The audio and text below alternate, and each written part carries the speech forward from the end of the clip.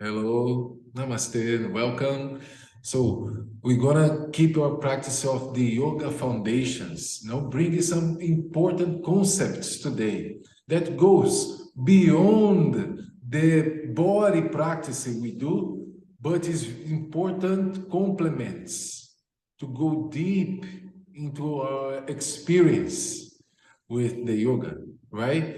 And this yoga, we mean that a word of Sanskrit that we common translate as union, right? And as that connection with the body, mind, and soul. Actually, this is our perception of that division of body, mind, and soul.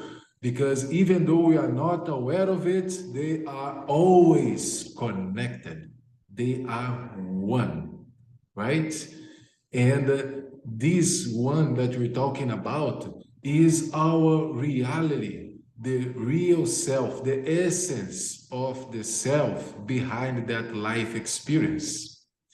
And the yoga, in that deep meaning of that experience of union, is to not only connect the body, mind, and soul, that they are all is connected as one, but to integrate that individual consciousness, that individual whole experience with the collective consciousness, with the mind of the cosmos and the universe as one.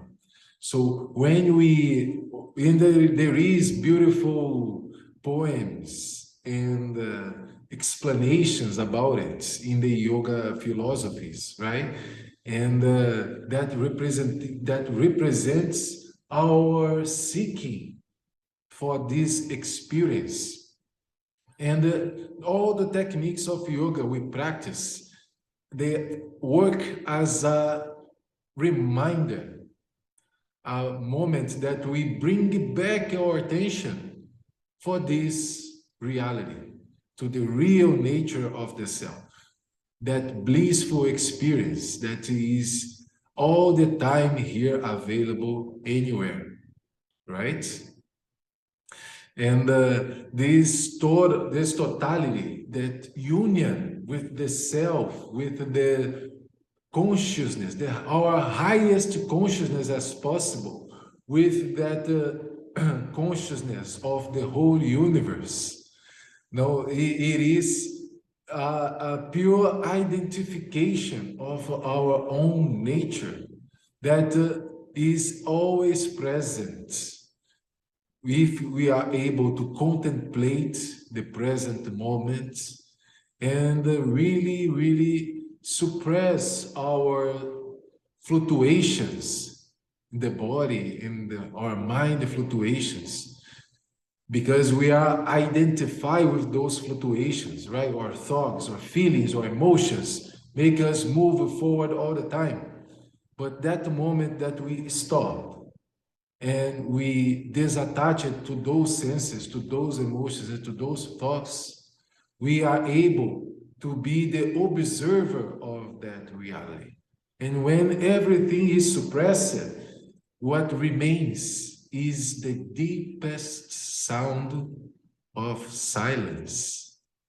And that silence, we sit, the stillness, the contemplation of this is pure blessing and pure peace. And this is the meaning behind the word meditation, that is from the Sanskrit term dhyana, as Patanjali describes, one of the beautiest and one of the most important books of yoga, Yoga Sutras of Patanjali. Patanjali Yoga Sutras, right? And he described dhyana, that we translate as meditation, is that process that we naturally enter after a process of concentration, right? So would it be hard for us just to, in our busy modern world, just to sit and contemplate that stillness. Sometimes our mind is too agitated, our body is very tense, right? And we attach our attention to those things, or our attention is all over the place. So the practice of Hatha Yoga and all those practices is to improve our concentration, but using the body as a tool. Remember we say that the body, mind, and soul, they are one. So if the mind can impact the body also can impact the mind, right? So with the Hatha Yoga, we do this alchemy of emotions and relieve tensions and bring prana, vital energy, to nurture all the cells, bring that healthy. But more than this, to be able to focus and to, in stillness, observe that reality. So we got into the state of meditation, sit in the calmness, in peace, observing more easily, more naturally, right? But beyond those beautiful postures we have, there is layers that we always can achieve during that practice, because they serve to us to conquer that health. And the real asana, the posture that we need to do, it really happens when we are able to be firm and comfortable. How many times during our practice do you feel tension? Do you tension your muscles of the face? And you feel, right? This is a reaction of us that happens very naturally, of course. But during the yoga practice, during the asanas, our stance in front of this gotta be in a constantly investigation of this reality, right? Even though we have those beautiful techniques as the alignments, the rotations, muscular energy, organic energy, and the pranayamas to help, and the bandhas to help, every asana is a moment of contemplation and is an action of devotion of yourself, with yourself. A time that we have a beautiful, beautiful master called BKS Iyengar from our modern yoga. He said a beautiful poem, a few of his words, that through the asanas, the yogi assume different configurations, shapes, forms of the universe, of the whole creation. We assume geometries. We assume animal poses. We assume poses that even the wisest assume, and we breathe there as one with the whole creation. This is the unity we are talking about, that we can experience every time. And a powerful difference of all that's practicing, because when we say about the yoga asanas as well, we identify those beautiful postures, and sometimes we put ourselves in almost in a competition as with ourselves. We want to improve, we want to bring that discipline. That philosophy requires that discipline, and this is beautiful. But how many times, as soon as we don't achieve in a way that we feel, or, oh, I cannot do this, we get frustrated with ourselves, right? So it's very important that our stance in front of the mat and in front of life as a yogis is to be able to contemplate our present moment. And because when we face our limitations with a stance of devotion and gratitude to be able to see it, we always be in development. If we create too much tension, we can hurt ourselves. So that moderation is very important, right? Every time we stand in front of our mat for our practice, we are not trying to compete with everyone. We are not trying to be better in that moment. We are trying to be present, right? And we always started, doesn't matter if we started in the standing up position or in a sitting position, we always, in our method in the flow of life, in many practices of yoga, we started with this hand gesture that we call as prayer pose, right? Anjali Mudra. Mudra is a seal. It's like when we assume a configuration of the body, and this is a prayer that represents a devotional aspect, right? And when we put our hands together in front of our heart, we no mean no arm to the other. It's a completely peaceful and reverent gesture, knows everywhere in the world, right? And the meaning is our both sides, right? Our rational side, our emotional side, active, passive, sun, moon, male, female, beyond genders, they are together, aligned with our heart, the center of this experience. So Anjali Mudra represents that stance of devotion and peace and reverence for our higher consciousness, for the consciousness of the universe, for the earth, and for the all similar to us, the animals, every alive being, because we are one.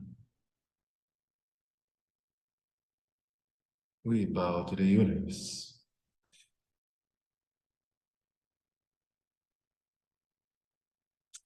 And we always start our practice chanting the mantra Om, right? Okay, release our hands for a bit. I'm going to talk a little bit about the Om. Look at this, how beautiful. The mantra Om.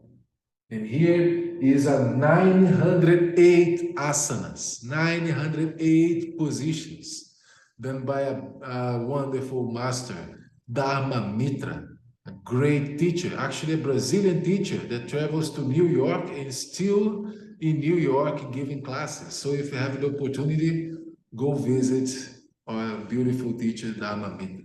But we're going to talk about the Om, this Devanagari symbol, this ancient symbol of the unity. When we chant the Om, there is particularly things that we can bring for the experience. Om represents the totality, the emanation of the creation, right? And every time we resonate that sound from us, we are resonating as one with the whole creation. Is the primordial sound of the existence. Even in the Bible, in many ancient books, spiritual books, they say that in the beginning, the verb is the first form of creation, came from God, or the patterns of the universe is created through vibration. And even in the science, we always assume that if you need to understand about the universe, let's talk about vibration and frequencies, right? Everything is vibrating, everything is resonating.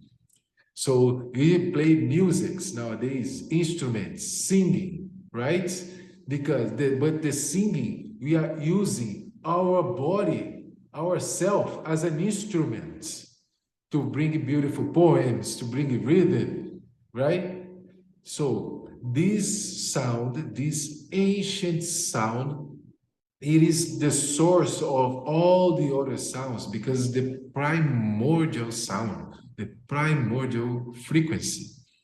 And every time we vibrate and resonate through this frequency, we are tuning in with all the patterns of creation of the universe. We are one with all. So just the word, this mantra Om, it does all by itself, right?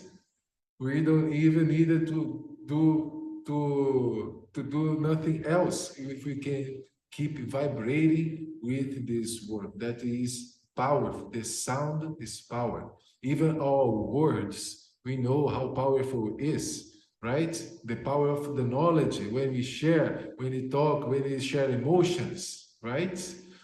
And the word always resonates forever. The same time, the Om resonates and connect us like a synchronization with the different radio stations. We are synchronizing ourselves with the frequency of the universe, right?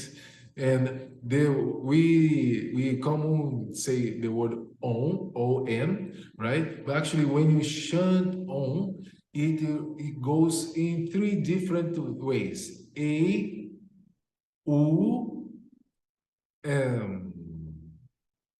A, U, M. A represent the awakening aspects.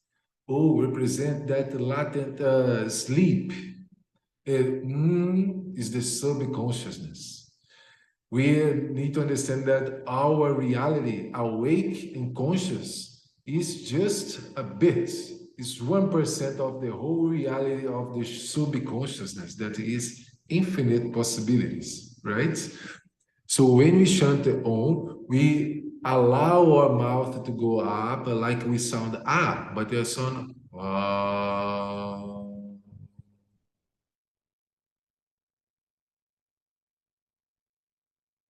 let it resonate. And another important thing, when we breathe in, we go bring the air all the way down to the base of the spine. Because you're going to breathe in to chant the Om, right? We do this in the beginning of the practice, almost as a pranayama, because we do the whole exhalation. Traditionally, the Om has just a time of a blink of eyes. So usually they do Om, Om, Om. But in the beginning of the practice, we are doing this with our Anjali Mudra, with that presence, with a full breath, resonating and putting out all that information back, right? So when we need help to do the Om Pranayama, we're going to imagine that air go all the way down to the spine. And you're going to start to chant, oh, in a very guttural sound, go all the way down to your chest. And as soon as you started to close the mouth, that sound go upwards.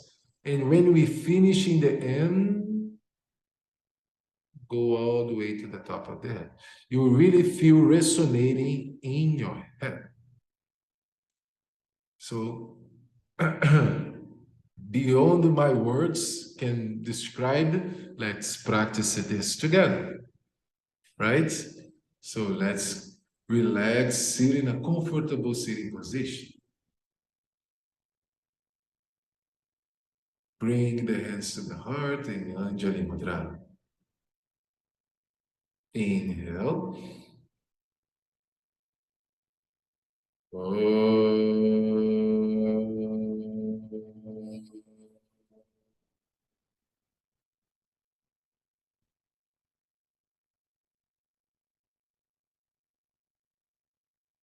One more time.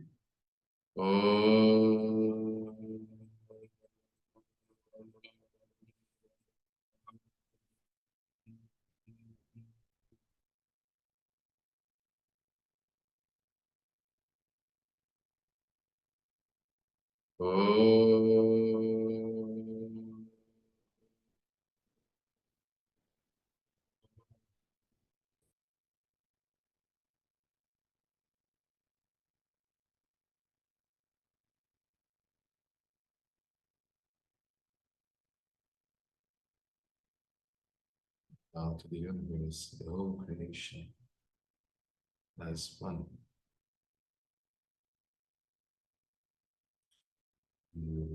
And we can release the hands on the knees. Release the hands on the knees. Keep your body stillness. Now we're going to practice, do a quickly practice of concentration technique. There is many ways for us to practice the concentration, right? With our body, as we know, with the asanas, using a point that we keep our eyes gazed, like in the drishtis, but in a very simple way, one of the most simple ways that we can try to use, and that connects our mind with the present moment, with our autonomous mechanism that is always happening, that is our breath. But it's different than the pranayamas. We are not in this technique regulating our breath as a tool to guide the prana. We are just use the breath as a tool of contemplation of that reality in this present moment. The technique is anapama. And actually, you can do this anytime, anywhere. So for this, just for us to practice right now, is sit in a comfortable position with your spine straight, heads above the spine. Close your eyes. Start with calm and quiet mind. And we're gonna invite the mind, the awareness, to observe that area under the nostrils, above the lips. You're going to bring this attention to perceive the air coming in and the air coming out through the nostrils. Feel the energy, the quality of the air. If you can feel it, touch the tip of the lips. You feel the air come more through one nostril, through the other nostril. Is a hot, warm air? Is it cold? Try to not regulate the breath, just observe. Keep your concentration, your awareness in that area under the nostrils, above the lips. Observing the air coming in, the air coming out naturally. Don't use any other techniques of yoga. Just to be an observer of that specific area. And the very common our mind start to fluctuate. If you cog yourself in following the thoughts, that's completely fine. Give a little smile and invite the mind again to be present and observe that area under the nostrils, above the lips. That is the practice.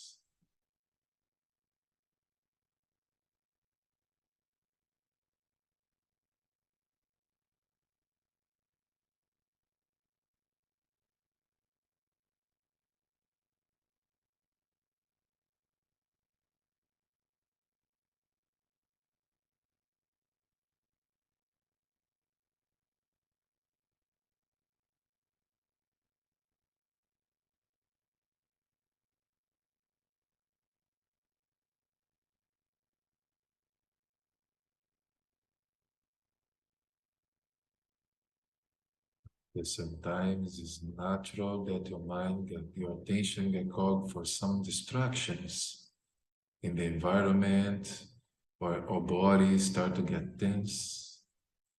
Try to relax and start again. Bring the awareness on the nostrils, above the lips. And it requires a firm intention. Don't follow the thoughts, the variations of the mind. Come back to the attention. and invite the mind to be present, gentle, not judging if it's good or bad, just to be an observer and using that area under the nostrils above the lips, feeling the air coming in and the air coming out. That simple reality of life happening right now.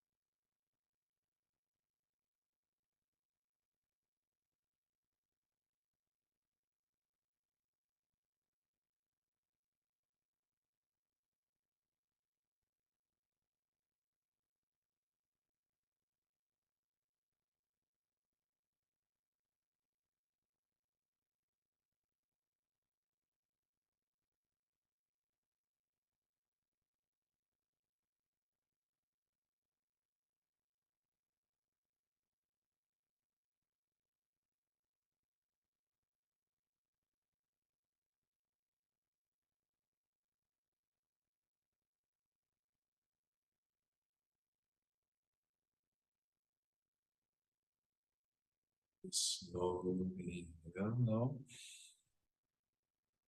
Exhale. Slowly opening your eyes. Let the light come back. That state of peace and calmness. After just observe that simple reality. How many times you could call yourself following your thoughts? How many times you could call yourself following physical or external distractions? This is natural for the movement we have in the mind, in the body during the day. But that moment that we are able to perceive those fluctuations, perceive even the fluctuations of the mind, we are all the time inviting the mind again to be present. We have a simple tool that the mind can be aware. It's like we're trying to refine that capability of the mind to be concentrated, to be present. Like when we have a holophot of light and we change it as to be a laser, right? So if you could call yourself following your body, normal. If you could follow yourself, if you could call yourself following your mind and your thoughts, it's normal. The question of this practice is, who are you? if you are the observer of this body, and you're not this body, if you are the observer of this mind, you're not this mind. Who is that observer? Observe that the nature of the self is the self-knowledge of that philosophy we're talking about, right? Be able to perceive that nature that is beyond our concepts that we create, even the body. Even the body and the mind are external for the nature of the observer. But when this observer is able to perceive that silence, that calmness in the peace, there is no difference in between who watch and the object that is watched. And they became one as a blissful experience of peace and joy.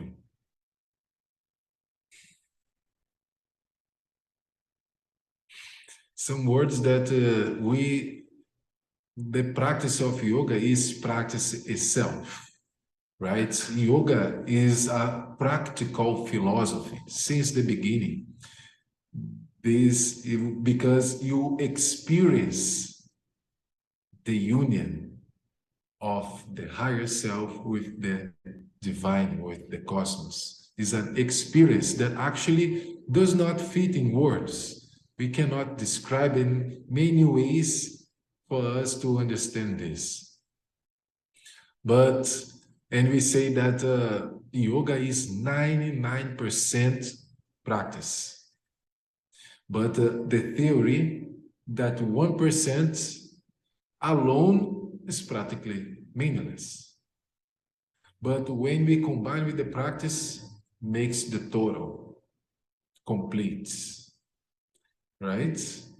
So even though in simple techniques as we did today, the Anjali Mudra, the Om, that observation of the nostrils, something that we can do the most complex asanas and don't achieve the same quality of perception.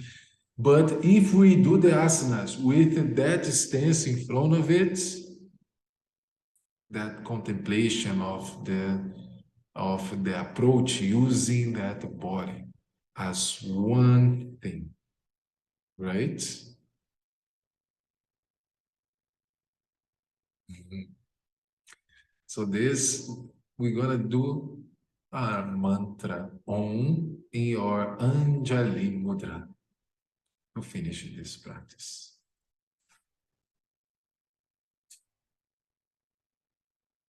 Close your eyes. Bring the hands to the heart. What bring you to bring your hands to the heart? That stance of that action of devotion, that action of peace. And through this, we chant the frequency of the universe, of the mantra Om, 3 times. Inhale.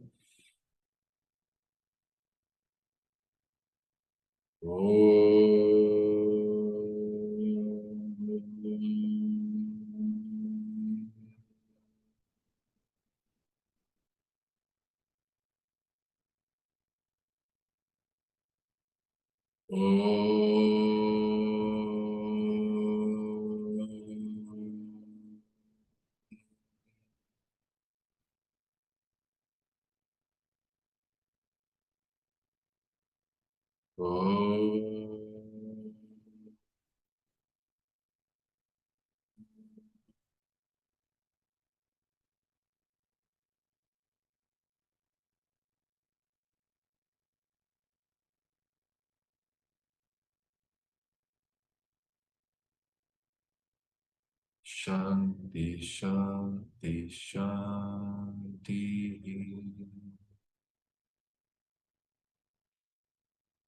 Namaste.